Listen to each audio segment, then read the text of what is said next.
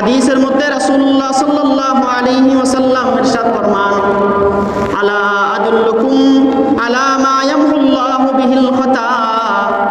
ও আমার সাহাবায়ে কেরাম, আমি কি তোমাদেরকে এমন কোনো বিষয় বলে দিব না যেই কাজ করলে আল্লাহ তাআলা তোমাদের গুনাহগুলোকে ক্ষমা করে দিবেন, ওয়া ইয়ারফাউ বিহি দারাজাত, এবং তোমাদের মর্যাদাকে আরো বাড়িয়ে দিবেন। বুঝাচ্ছে কথা? রাসূলুল্লাহ কি বলছেন যে সাহাবায়ে কেরাম, আমি কি তোমাদেরকে এমন কোনো আমল বলে দিব যেই কাজ করলে আল্লাহ তাআলা তোমাদের গুনাহ ক্ষমা করে দিবেন, আবার কি করবেন? তোমাদের সম্মানকে বাড়িয়ে দিবেন। সাহাবায়ে কেরাম আরজ করলেন, ইয়া রাসূলুল্লাহ, অবশ্যই অবশ্যই আমাদেরকে বলে দিন সেই কি আমল, যে আমল করলে আল্লাহ তাআলা আমাদের গুনাহগুলোকেও ক্ষমা করে দিবেন, আমাদের মান মর্যাদাকে আরো বাড়িয়ে দিবেন। রাসূলুল্লাহ সাল্লাল্লাহু আলাইহি ওয়াসাল্লাম বলেন, ইসবাগুল উযুই আলাল মাকারিহ, তোমাদের কষ্ট হওয়া সত্ত্বেও তোমরা সুন্দরভাবে ওযু করো। কষ্ট হয়নি? শীতকাল আসলে একটু কষ্ট হয় না? একটু কষ্ট হয়, স্বাভাবিক। বাকি যাদের দিলে আল্লাহ তাআলার ভালোবাসায় ভরপুর, তাদের আবার কিসের কষ্ট, কিসের আবার ঠান্ডা পানি, কিসের আবার শীতকাল, কিসের আবার গরমকাল, ঠিক না? তাহলে রাসূলুল্লাহ সাল্লাল্লাহু আলাইহি ওয়াসাল্লাম বলেন, ইসবাগুল উযুই আলাল মাকারিহ, কষ্ট হওয়া সত্ত্বেও তোমরা উত্তম রূপে ওযু করো। কি? কষ্ট হওয়া সত্ত্বেও উত্তম রূপে ওযু করো। ওয়া কাসরাতুল খুতা ইলাল মাসাজিদ, এবং বেশি বেশি মসজিদে গমন করো। 2 নম্বর কি বলছেন? বেশি বেশি মসজিদে যাতায়াত করো। ইন্তিজারুস সালাতি বাদাস সালাত, এবং এক নামাজের পরে আরেক নামাজের জন্য অপেক্ষা করো। আলহামদুলিল্লাহ আলহামদুলিল্লাহি নাহমাদুহু ওয়া নাস্তাঈনুহু ওয়া নাস্তাগফিরুহু ওয়া নাউযু বিল্লাহি মিন শুরুরি আনফুসিনা ওয়া মিন সাইয়্যাতি আ'মালিনা। মান ইয়াহদিহিল্লাহু ফালা মুদিল্লা লাহু ওয়া মান ইউদ্লিল ফালা হাদিয়া লাহু। ونشهد أن لا إله إلا الله وحده لا شريك له، ونشهد أن سيدنا محمدا عبده ورسوله। درود إبراهيم পড়ে সবাই। اللهم صل على محمد وعلى محمد كما صليت على إبراهيم وعلى آل إبراهيم إنك حميد مجيد. اللهم بارك على محمد وعلى آل محمد كما باركت على إبراهيم وعلى آل إبراهيم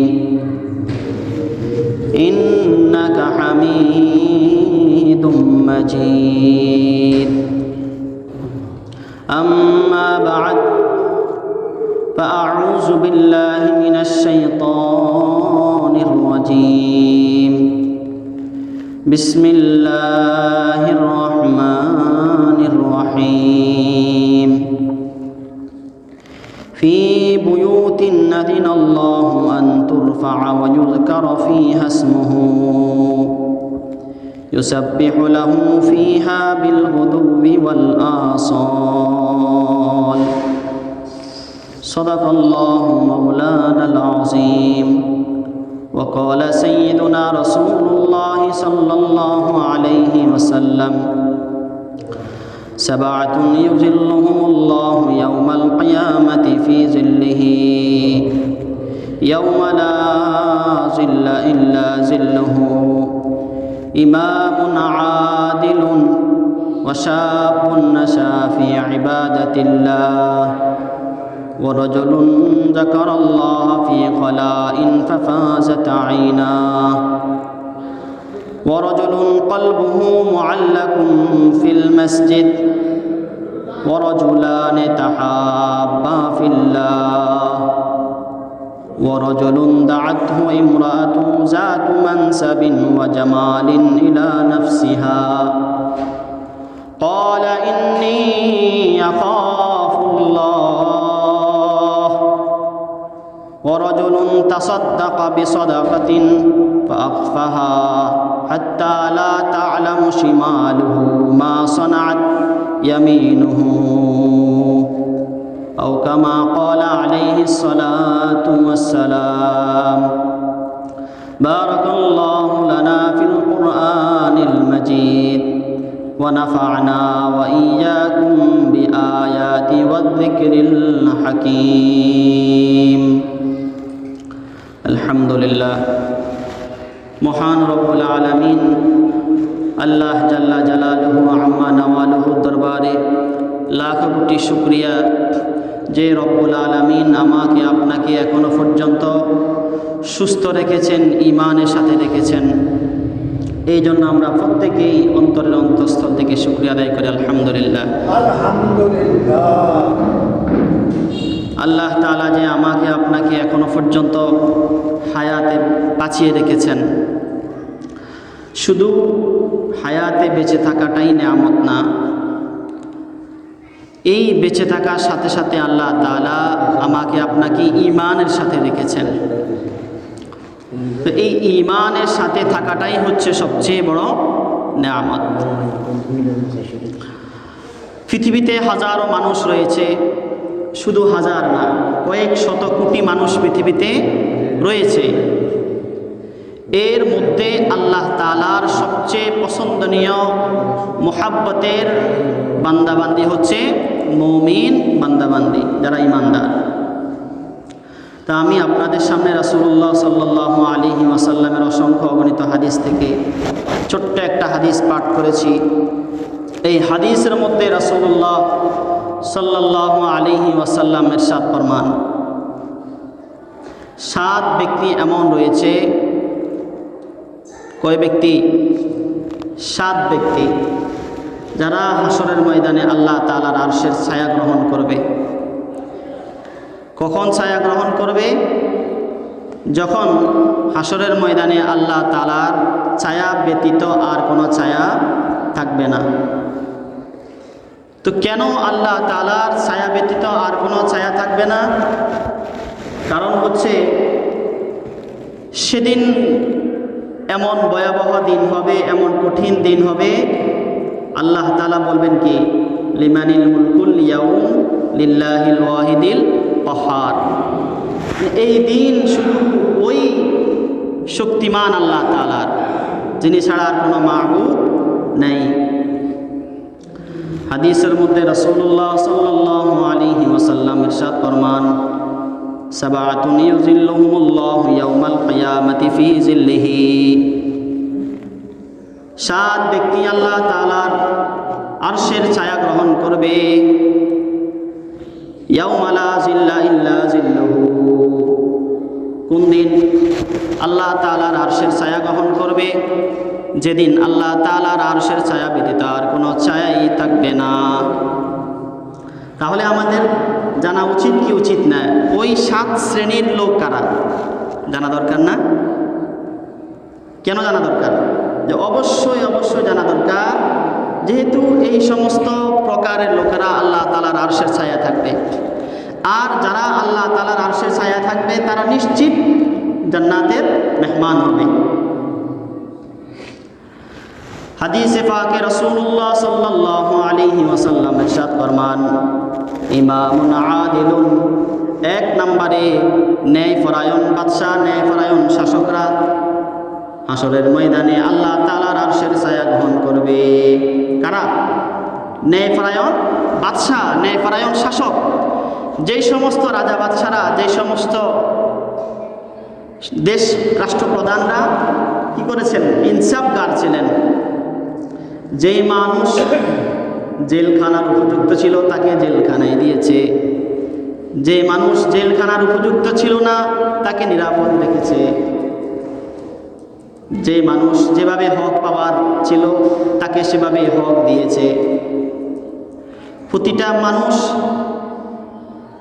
তার রাষ্ট্রপ্রধানের কাছে যেই সমস্ত প্রাপ্যগুলা ছিল সবগুলা পাওনা যেভাবে ঠিকভাবে আদায় করেছে, সেই হচ্ছে ইনসাফগার বাদশাহ।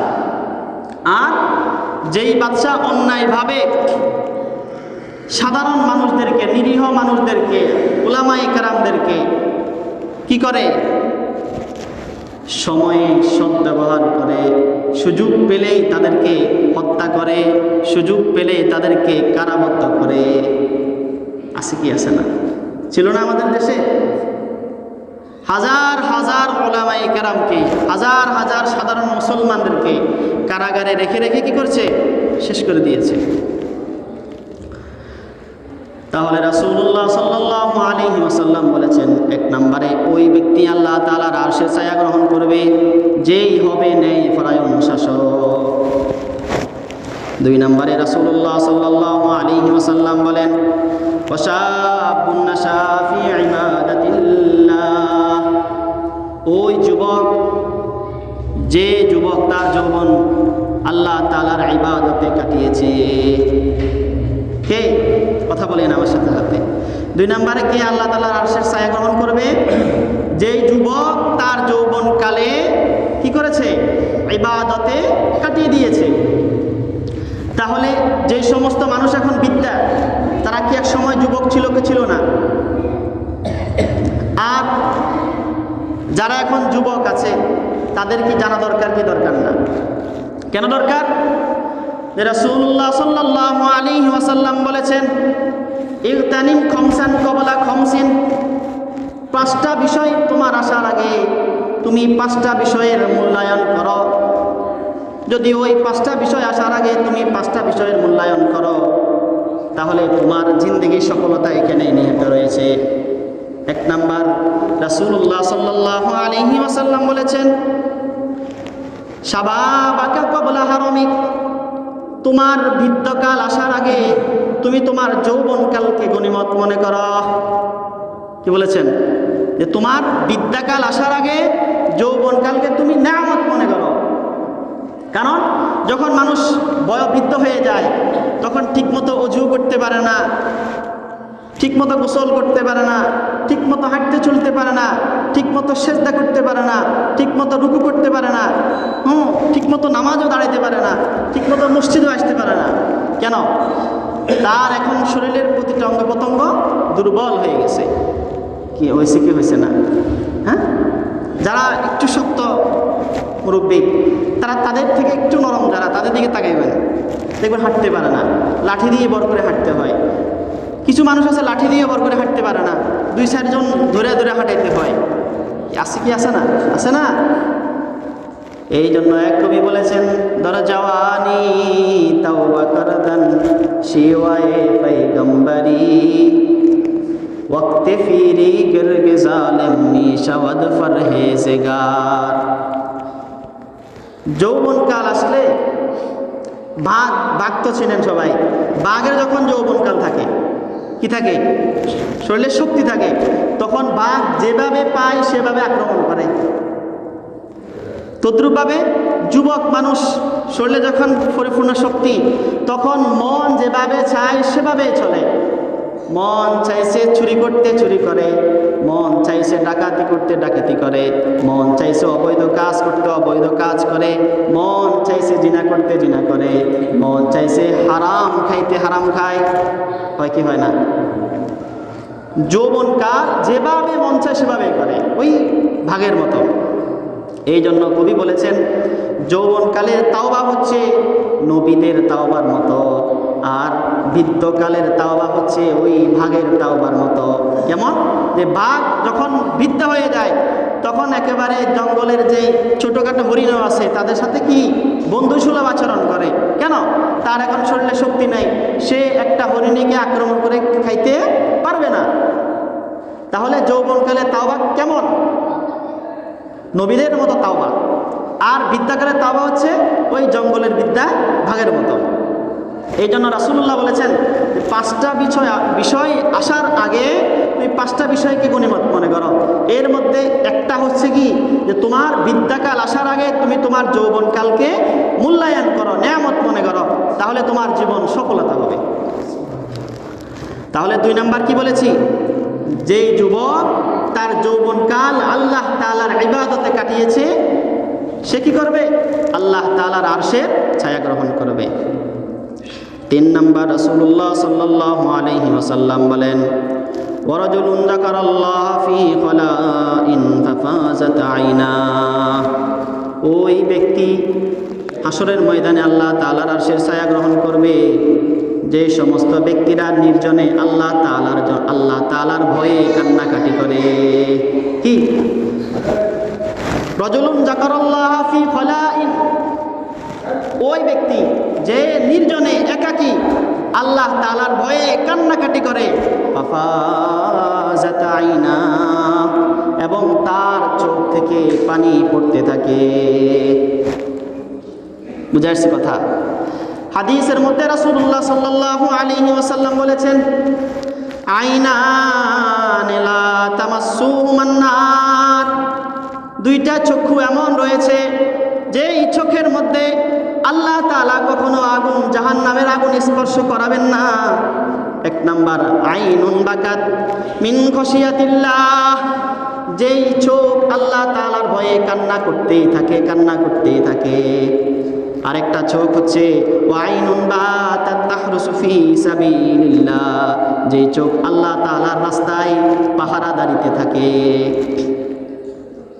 2 নাম্বার হচ্ছে যুদ্ধের সময় যে সমস্ত মুজাহিদরা পাহারা দেয় যেন কোনো বাহিরের সৈন্য আক্রমণ করতে না পারে। আরেকটা হচ্ছে যে সমস্ত চোখ আল্লাহ তাআলার ভয়ে, আল্লাহ তাআলার মুহাব্বতে, আল্লাহ তাআলার ভালোবাসায় শুধু কান্না করতে থাকে আর বলতে থাকে, আল্লাহ আমার জিন্দেগির সমস্ত গুনাহগুলো আপনি মাফ করে দেন। আল্লাহ আমার জিন্দেগির যত সিদ্ধান্ত ছিল সব কিছুই ভুল ছিল, আমি আমার জিন্দেগির সব কিছুকে ভুলে গিয়ে শুধুই আপনাকে ভালোবাসতে শুরু করেছি। আল্লাহ আমার জিন্দেগির সব কিছুকে ফেলে দিয়ে শুধু আপনার ভালোবাসায় আমি জীবনকে উৎসর্গ করতে চাই। তাহলে 3 নম্বরে কোন লোকেরা আল্লাহ তাআলার আরশের ছায়া গ্রহণ করবে, যেই সমস্ত লোকেরা নির্জনে খুব গোপনে আল্লাহ তাআলার ভয়ে কান্নাকাটি করে। 4 নাম্বার, ওয়ারাজুলুন কলবুহু মুআল্লাকুন ফিল মসজিদ, যে সমস্ত লোকদের অন্তর মসজিদের সাথে লাগানো থাকে। কারা?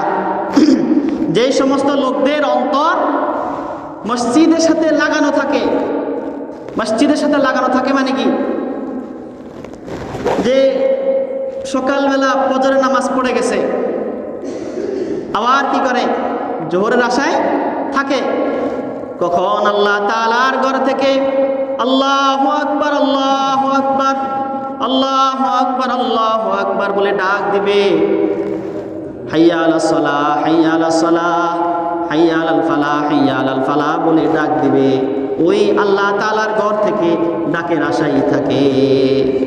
ওয়ারাজুলুন কলবুহু মুআল্লাকুন ফিল মসজিদ, যে সমস্ত লোকদের অন্তর মসজিদের সাথে লাগানো থাকে তারাই হাসরের ময়দানে আল্লাহ তাআলার আরশের ছায়া গ্রহণ করবে।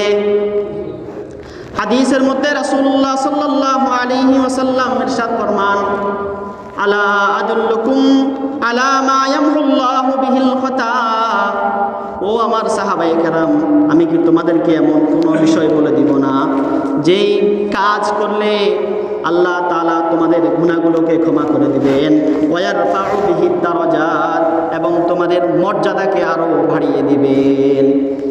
বুঝাচ্ছে কথা? রাসূলুল্লাহ কি বলছেন, যে সাহাবায়ে কেরাম, আমি কি তোমাদেরকে এমন কোনো আমল বলে দিব যেই কাজ করলে আল্লাহ তাআলা তোমাদের গুনাহ ক্ষমা করে দিবেন, আবার কি করবেন, তোমাদের সম্মানকে বাড়িয়ে দিবেন। সাহাবায়ে কেরাম আরজ করলেন, ইয়া রাসূলুল্লাহ, অবশ্যই আমাদেরকে বলে দিন সেই কি আমল যে আমল করলে আল্লাহ তাআলা আমাদের গুনাহগুলোকেও ক্ষমা করে দিবেন, আমাদের মান মর্যাদাকে আরো বাড়িয়ে দিবেন।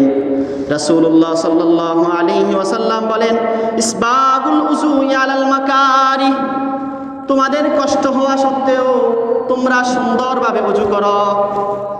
কষ্ট হয়নি? শীতকাল আসলে একটু কষ্ট হয় না? একটু কষ্ট হয়, স্বাভাবিক। বাকি যাদের দিলে আল্লাহ তাআলার ভালোবাসায় ভরপুর, তাদের আবার কিসের কষ্ট, কিসের আবার ঠান্ডা পানি, কিসের আবার শীতকাল, কিসের আবার গরমকাল, ঠিক না?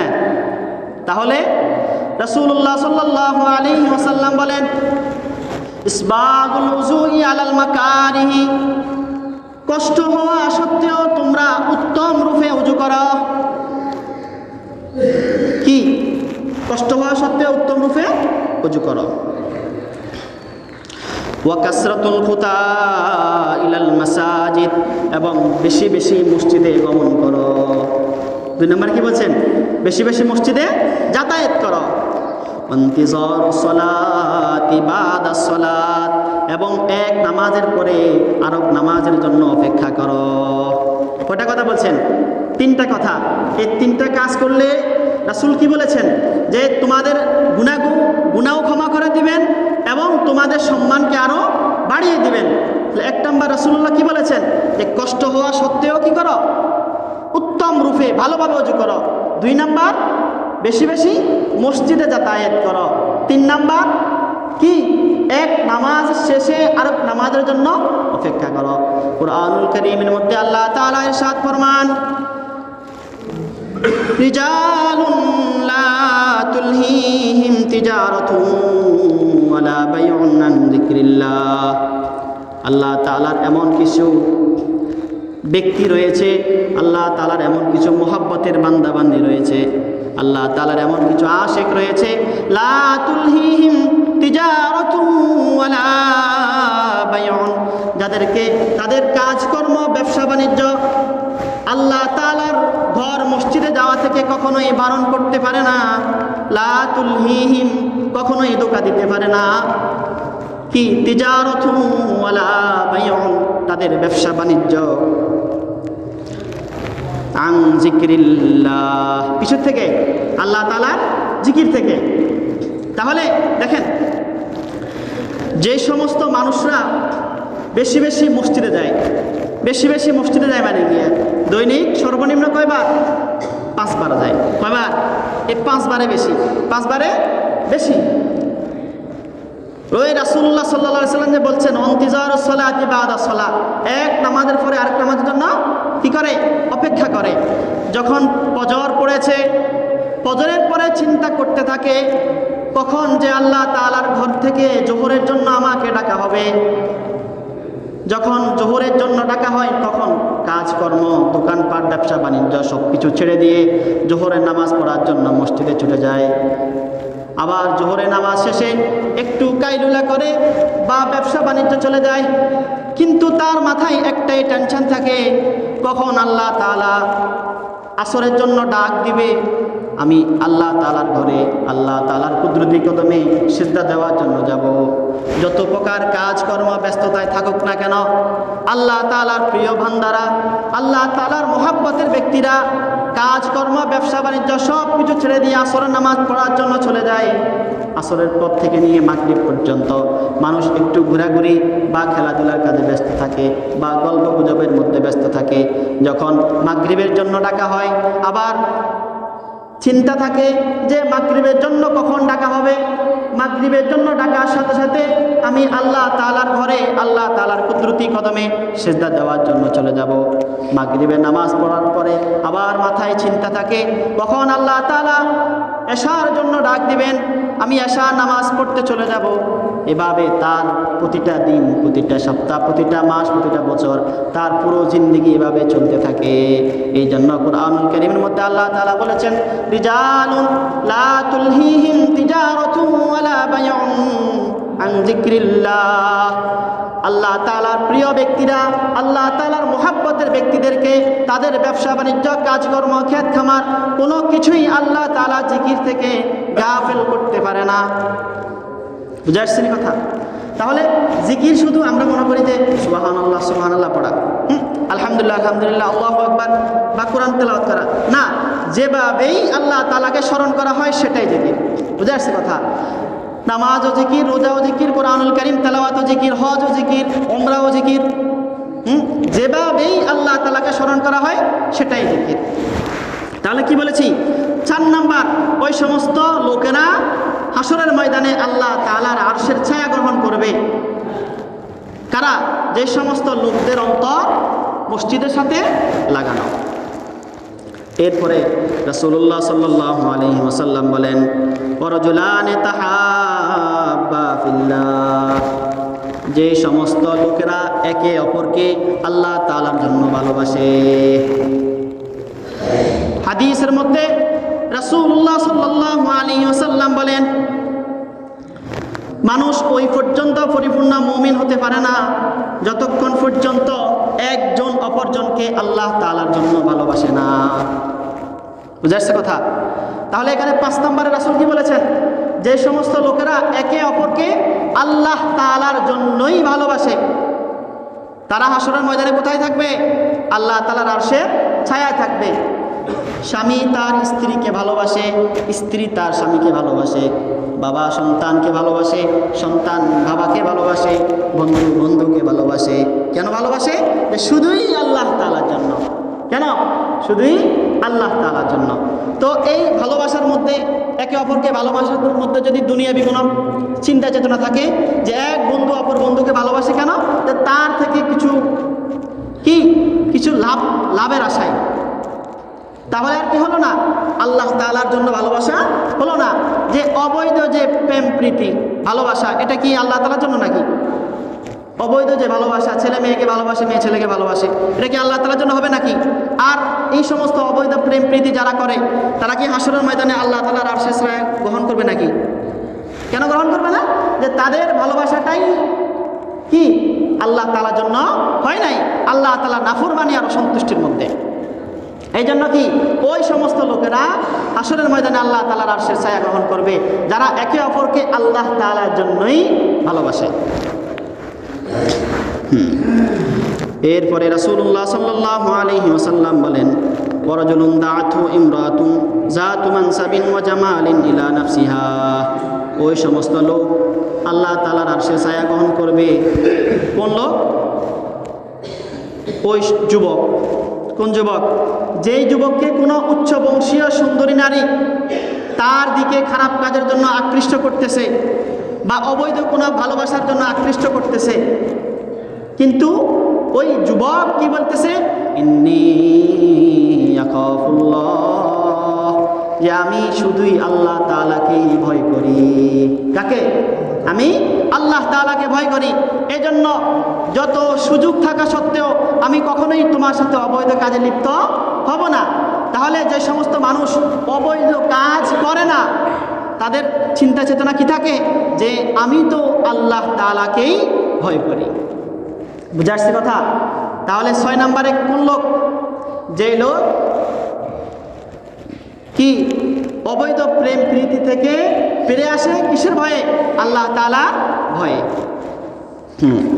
7 নম্বর, ওয়ারাজুলুন তাসাদ্দাকা বিসাদাকাতিন ফাআখফাহা, ওই সমস্ত লোকেরা যারা এত গোপনে দান সদকা করে। কেমন গোপনে? লা তা'লামু শিমালুহু মা সানাআত ইয়ামিনুহু, যে তার ডান হাত সদকা করেছে, এই সদকার কথা তার বাম হাতও জানে না। বুঝাইছে কথা? 7 নম্বরে কোন লোকের কথা বলেছেন? যে সমস্ত লোকেরা এমন গোপনে দান সদকা করে, গরিব মিসকিনদেরকে দেয়। কিভাবে দেয়? যে সে ডান হাতে সদকা করে দিয়েছে, বাম হাতেও জানে না। রাসূল উদাহরণস্বরূপ বলেছেন, বুঝেন, আমাদের দেশে কিছু মানুষ আছে জাকাত দেয়। কি দেয়? জাকাত দেয়। জাকাত দেওয়ার সময় কিভাবে দেয়? যে পুরো এলাকাতে মাইকিং করে, তারপরে কি করে? একটা শাড়ি দেয়, অথবা একটা লুঙ্গি দেয়, অথবা একটা গেঞ্জি দেয়, অথবা একটা গামছা দেয়। হ্যাঁ, এটা তো জাকাতের বিষয়। আর দান করলে তো কোনো কথাই নাই, বিশাল আকারে এলান করতে হয় যে অমুক ভাই, অমুক বাড়ির অমুক ভাই এত লক্ষ টাকা মসজিদে দান করছেন, অমুক বাড়ির অমুক ভাই গরিবদের জন্য এত লক্ষ টাকা দান করছেন। তাহলে এই দান কিসের জন্য হয় নাই? আল্লাহ তাআলার জন্য হয় নাই। যে দান দেখেন, কখনো কোনো মানুষ 1 টাকা দান করে আল্লাহ তাআলা সন্তুষ্টি অর্জন করতে পারে, আবার কিছু মানুষ 1 কোটি টাকা দান করেও আল্লাহ তাআলা সন্তুষ্টি অর্জন করতে পারে না। কেন? যে 1 টাকা দান করেছে, দেখেন 1 টাকা দান করার সময় পকেট থেকে একেবারে গোপনে বের করে আবার দান বক্সের মধ্যে গোপনে ছেড়ে দেয়, অথবা মসজিদের দান বক্স থাকলে দান বক্সের মধ্যে গোপনে দিয়ে দেয়। কেন? যে সে বলে এটা, আল্লাহ আপনি আমাকে সামর্থ্য দিয়েছেন, এই 1 টাকা সামর্থ্য আমি আপনার ভালোবাসাই, আপনার জন্যই আমি 1 টাকা দান করলাম। তখন কি হয়? এই 1 টাকা দেওয়াটা আল্লাহ তাআলার সন্তুষ্টির জন্য হয়, আল্লাহ তাআলার ভালোবাসার জন্য হয়। আর যে সমস্ত মানুষরা 1 কোটি টাকা দান করছে, কিসের জন্য? যে মানুষ তাকে বাহ বলবে, এই অনেক বড় দানশীল হয়ে গেছে। তাহলে আমরা সংক্ষেপে একবার বলি, রাসূলুল্লাহ সাল্লাল্লাহু আলাইহি ওয়াসাল্লাম হাদিসের মধ্যে ইরশাদ করেছেন, 7 প্রকারের লোক, 7 ব্যক্তি না, 7 প্রকারের লোক, যে 1 প্রকারের মধ্যে কয়েক কোটি মানুষ হইতে পারে, অথবা পৃথিবীর সব মানুষ হইতে পারে, পৃথিবীর সব মুমিনরাও হইতে পারে। দেখেন, 1 নাম্বার রাসূল বলেছেন, ওই সমস্ত লোকেরা হাসরের ময়দানে আল্লাহ তাআলার আরশের ছায়া গ্রহণ করবে, যারা হয় একেবারে ইনসাফগার বাদশা হয়। কি হয়? ইনসাফগার শাসক হয়। 2 নাম্বার, যেই সমস্ত লোকেরা, যেই সমস্ত যুবকরা তার যৌবনকাল আল্লাহ তাআলার ইবাদতে কাটায়। 3 নাম্বার, যেই সমস্ত লোকেরা আল্লাহ তাআলার ভয়ে নির্জনে আল্লাহ তাআলার ভালোবাসায় কান্নাকাটি করে এবং তার চক্ষু দিয়ে পানি ঝরতে থাকে। তাহলে কান্নাকাটি করলে তো পানি ঝরে। 3 নম্বরে কে?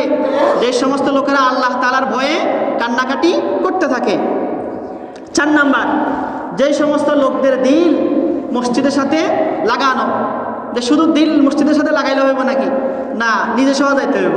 যা মসজিদের উদাহরণস্বরূপ বলি, আপনাদেরকে বলি না, উদাহরণস্বরূপ যে মসজিদের যিনি সভাপতি বা সেক্রেটারি বা ক্যাশিয়ার, যে আমার দিল সবসময় মসজিদের সাথে লাগা, মসজিদে কখন কি হয় না হয় সব খোঁজখবর রাখি, লেকিন আমি মসজিদে যাই না। তো এইটা হবে নাকি? কোনো মানুষ এভাবে বললো যে আমি সবসময় মসজিদের খোঁজখবর রাখি, ইমাম সাহেবের খোঁজখবর রাখি, কিন্তু আমার নামাজ পড়তে ভালো লাগে না, তাহলে কি হবে নাকি? না, যে দিলও লাগানো, শরীরও লাগানো। বুঝে আসছে কথা? তাহলে যে সমস্ত লোকদের দিল মসজিদের সাথে লাগানো, যে সমস্ত লোকেরা 5 ওয়াক্ত নামাজ মসজিদে গিয়ে পড়ে, তারাই কি করবে? হাসরের ময়দানে আল্লাহ তাআলার আরশের ছায়া গ্রহণ করবে। 5 নাম্বার, যে সমস্ত লোকেরা কি করে? একে অপরকে আল্লাহ তাআলার জন্য ভালোবাসে। যে সমস্ত লোকেরা একে অপরকে আল্লাহ তাআলার জন্য ভালোবাসে। 6 নাম্বার, যে সমস্ত লোকেরা আল্লাহ তাআলার ভয়ে, আল্লাহ তাআলার ভালোবাসায় গুনাহের কাজ থেকে বেঁচে থাকে। এখন গুনাহের কাজ ফিজিক্যালি হোক, কোনো নারী পুরুষ অবৈধ কাজ হোক, বা কোনো চুরি ডাকাতি হোক, বা মোবাইলের মাধ্যমে হোক, বর্তমানে সবচেয়ে বেশি গুনার কাজ হয় কিসের মাধ্যমে? মোবাইলের মাধ্যমে। যদিও মোবাইল আমি একা দেখি, কেউ দেখে না। একটা উদাহরণ বুঝেন, আমাদের যুবকরা বেশি নষ্ট। মোবাইলে যখন আমি অবৈধ কোনো কিছু দেখি, তখন আমার আশপাশে কেউ নাই, কি কেউই নাই, আমার চিন্তা থাকে তো আমি একাই দেখতেছি। আচ্ছা, স্বাভাবিকভাবে চিন্তা করেন, যখন আপনি মোবাইলে কোনো খারাপ কিছু দেখতেছি, এই দেখার সময় হঠাৎ করে আমি পিছনে তাকায় দেখি আমার আম্মা দাঁড়ানো, তখন আমার অবস্থাটা কেমন হবে? তখন কি আমার আর মনে চাইবে যে আমি দুনিয়াতে বেঁচে থাকি? কেন? যে আমার আম্মা দেখে ফেলছে আমি কি খারাপ জিনিসগুলো মোবাইলে দেখতেছি। হ্যাঁ, তো এই জিনিসটা যদি আমার মাথায় চিন্তা আসতো যে আমি যেই জিনিসই দেখতেছি না কেন, যে আল্লাহ তাআলা প্রতিনিয়তই আমাকে দেখতেছেন, এক মুহূর্তের জন্য আল্লাহ তাআলার দৃষ্টির বাহিরে আমি নাই। বুঝে আসছে কথা? তাহলে যেই সমস্ত 6 নাম্বার, যেই সমস্ত লোকেরা আল্লাহ তাআলার ভয়ে কি করে? গুনাহের কাছ থেকে ফিরে আসে, তারা হাসরের ময়দানে আল্লাহ তাআলার আরশের ছায়া গ্রহণ করবে। 6 নাম্বার, যেই সমস্ত লোকেরা আল্লাহ তাআলার ভালোবাসায় আল্লাহ তাআলার জন্যই দান সদকা করে, গোপনে দান সদকা করে। আল্লাহ তাআলা আমাদের প্রত্যেককেই এই কথাগুলোর উপর আমল করার তৌফিক দান করুন।